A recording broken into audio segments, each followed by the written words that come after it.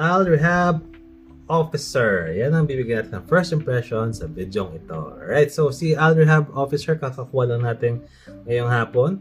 And the price is 1,100 pesos. Usually, this goes around 1,000 to 1,200 pesos in the marketplace. Now, a few months ago, the price is around 800 to 1,000 pesos. Alright, konting price markup.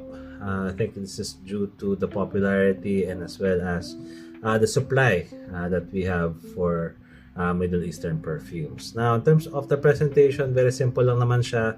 Clear sa ilalim yung bote, tapos black or nagiging dark siya hanggang sa ibabaw, black na yung kanyang cap. Officer branding sa harapan, and then may Al Rehab na nakasuot sa likod, and it says Eau de Parfum, 100 ml, and that's it. Alright.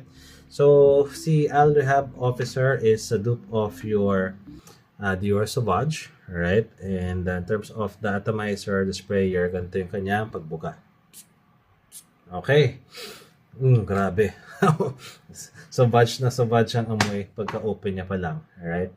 Now, si Al Rehab Officer, ang unang maamoy mo as yung bergamot, lavender, and ambroxan. Yan. Medyo malakas yung kanyang ambroxan sa opening. Right? And si lavender. Si bergamot, medyo toned down siya. Alright? Compared to our other perfume na Sauvage inspired din. So,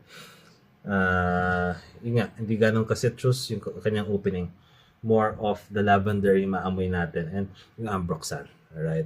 So, tama-tama. Parang level na level yung amoy ni citrus, ni lavender, at saka tas medyo mas lamang ng konti yung ambroxan. Alright? So, yun yung opening niya so far. Alright?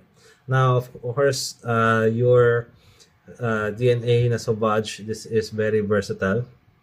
You can wear it anywhere.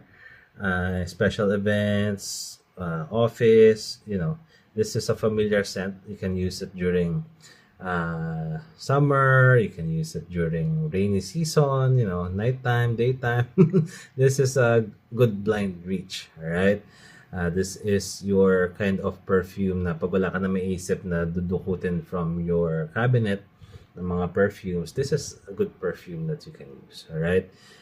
For me, if a perfume medyo matagal na and mabango siya, alright, kahit na gaano katagal yan, mabango pa rin yan. Okay? As evidence with the number of sales that I've seen sa mga online sites, ang number one pa rin usually na lumalabas in terms of sales, number of sales, is your Dior Sauvage. So, really, people, kahit na gaano katagal na si Dior Sauvage, ganun pa rin. Gustong-gusto pa rin ng mga tao yung kanyang scent DNA. Alright? So, yun lang sasabihin natin for now. Alright?